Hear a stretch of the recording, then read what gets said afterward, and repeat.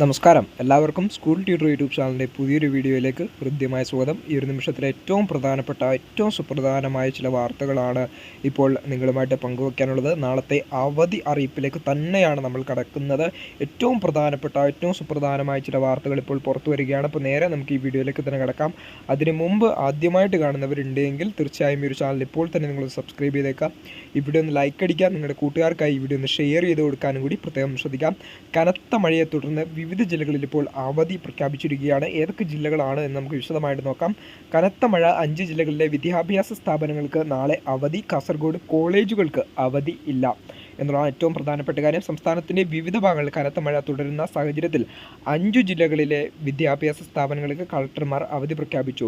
കാസർഗോഡ്, കണ്ണൂർ, തൃശൂർ, കോട്ടയം, എറണാകുളം ജില്ലകളിലാണ് അവധി. കാസർഗോഡ് ഒഴികെയുള്ള 4 ജില്ലകളിലും പ്രൊഫഷണൽ കോളേജുകൾ ഉൾപ്പെടെയാണ് അവധി. കാസർഗോഡ് ജില്ലയിൽ കോളേജുകൾക്ക് അവധി ഇല്ല എന്നുള്ളതാണ് ഏറ്റവും പ്രധാനപ്പെട്ട ഏറ്റവും സുപ്രധാനമായ കാര്യം. നന്ദി.